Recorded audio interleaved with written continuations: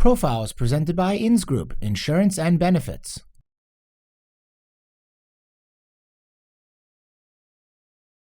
Today on Profile, Sara Selber, Principal, the Project Management Team.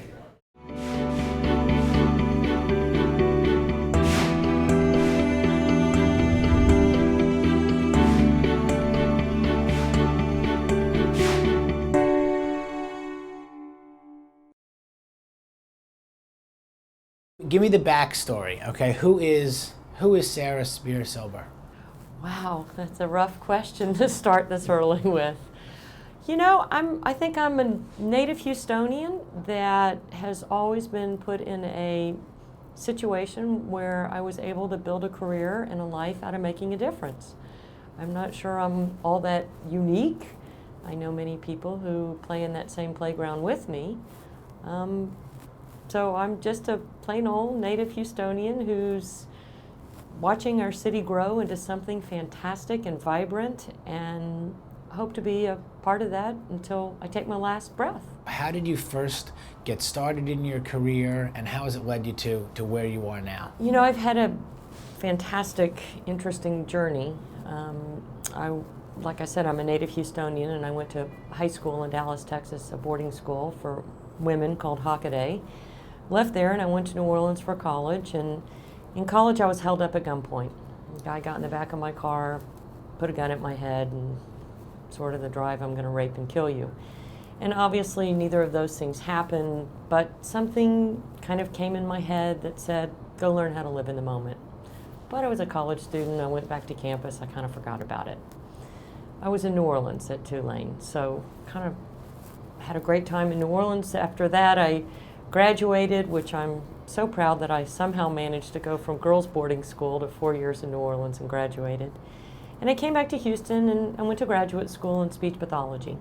And so I started my career working with the profoundly non-communicative population.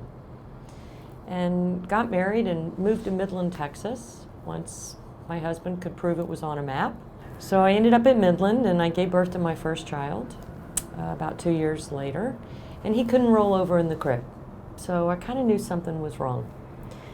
And it was Midland, there wasn't a lot of great medical care, so we came back to Houston to the Bluebird Clinic. So I came back to Houston and I went to work at AIDS Foundation Houston. This was in the early 90s when no one would really say the word AIDS. I learned so much about life, my life, living, dying, and really putting everything on the line for belief. I left AIDS Foundation Houston, went to Dynegy, and did their social responsibility work. Left Dynegy and started my own company, the Project Management Team, and was very fortunate that our very first client, who I partnered with, the 20K Group, which is my friend Debbie Fiorito, was with the NFL and Habitat. And that was when the Super Bowl came to Houston. And about 3,000 people very quickly geared up to build 38 Habitat houses in 38 days. And it was called the Super Build 38. What do you say to people that maybe don't really understand communications? Because you can't really see it or touch it. How do you approach communications and I guess people's philosophies on valuing communications as a business? If I say two words, yellow bracelet, what am I talking about? I'm talking about Live Strong and Lance Armstrong. And that was a communications campaign that started with a visual image at the Tour de France. Can you value that? Oh yeah, $6 million worth of what? $3 bracelets in 60 days?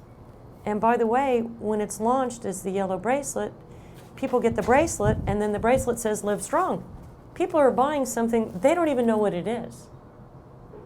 And then a website rolls out, and then a message is communicated. And then the world begins around Live Strong and what that means. If I had a dime for every client who we began their webpage with information and information and information, and us saying, no, yellow bracelet.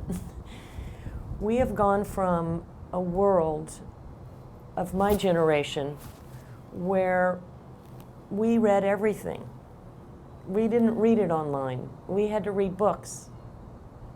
We had carbon paper and a typewriter at college. We paid someone to type our papers, to a world of,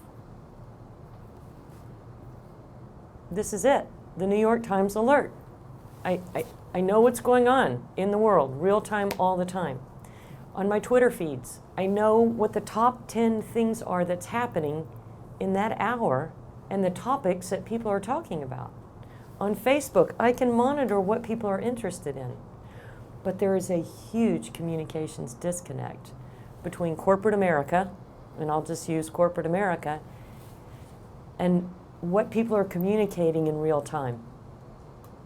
What people really are talking about. Is it being, and I think if you just look at political campaigns, and I watched the local mayoral race online, I could have predicted, based on what was happening on Facebook and Twitter, who the mayor would be. And yet, decision makers are going, I don't have time for that. I don't want to know about that. That is today's communications world, whether we, my generation, or not, want to accept it. The way life is happening on YouTube, that's communications. So I think that world is so drastically changed. There's such warp speed of information, and that warp speed of information is in little sound bites, that finding people who know how to communicate that way is becoming an art and actually difficult. So re-engineering how people think about communications is core to how to grow business. You're not going to grow your business unless you communicate well what your business is today, because people are doing it all online. Like the chicken. Me too. Right. You just see me. Okay, that's. Oh wow, that's so fine. Ajax technology. It's the latest. That's fantastic. That's like 2011 technology. Go check on. Yeah. Okay. Yeah. Go check on. But what are the key projects that you're working on at the moment? Currently, we're working with a new startup. It's actually been in Houston for 10 years. It's a company called Smart Meals. And I'm very excited about it because they're certainly looking at the big picture of food, and they're beyond making money. Smart Meals is going to be in that space of not just making food about being healthy and convenient, but a bigger picture.